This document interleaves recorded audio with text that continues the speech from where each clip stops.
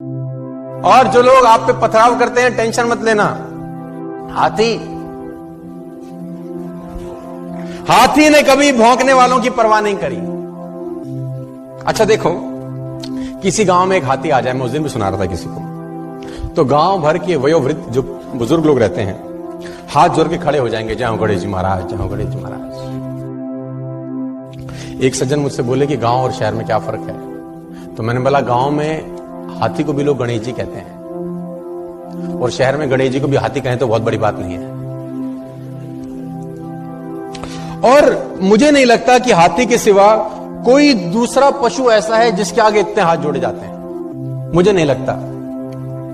लेकिन एक दूसरी विडंबना यह है कि जितने हाथ जोड़े जाते हैं वो और किसी के नहीं जोड़े जाते, और जितने भौंकने वाले इसके पीछे लगे रहते हैं किसी और के नहीं लगे रहते। गलत तो नहीं कह रहा मैं। जितने हाथ जोड़े वाले इसके सामने खड़े रहते हैं उतना किसी और के नहीं, और जितने भौंकने वाले इसके पीछे रहते हैं किसी और के नहीं। गांव भर के वयोवृद्ध हाथ जोड़े खड़े होंगे और भौंकने वाले पीछे पड़े होंगे, तो टेंशन लेने का जरूरत।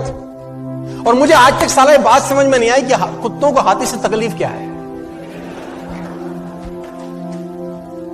हमको कुत्तों की बात समझ में नहीं आती, उनको हमारी नहीं आती। अगर समझ में आती तो हम पूछते कि भैया तुम्हें तकलीफ क्या है, और कुत्ते जवाब देते तो क्या देते मैं ये भी बता दूं आज आपको।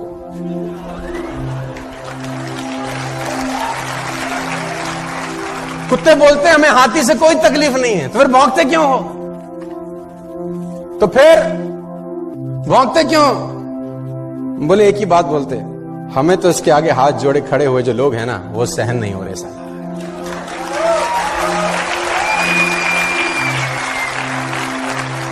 और सही बात है, जिसकी जितनी स्तुति होगी उसकी उतनी निंदा भी होगी, जिसकी जितनी स्तुति होगी उसकी उतनी निंदा होगी। स्तुति करने वाले हाथ जोड़े खड़े होंगे और भौंकने वाले पीछे पड़े होंगे। तो घबराने का जरूरत नहीं है कि अगर लोग आपको ताना मारें, टेंशन दें, आप अपना मस्त आगे आगे चलो। लेकिन दिक्कत क्या है? अच्छा, कुत्तों की इतनी हिम्मत नहीं है कि हाथी के आगे आके भौंके। आगे आके भौंकते नहीं, पीछे भौंकना बंद करते नहीं। लेकिन आप देखो हाथी को, देखो उसकी चाल में मस्ती बनी रहती है यार, क्योंकि वो हाथ जोड़ने वालों के पास ठहरता नहीं है और भौंकने वालों की तरफ मुड़कर देखता नहीं।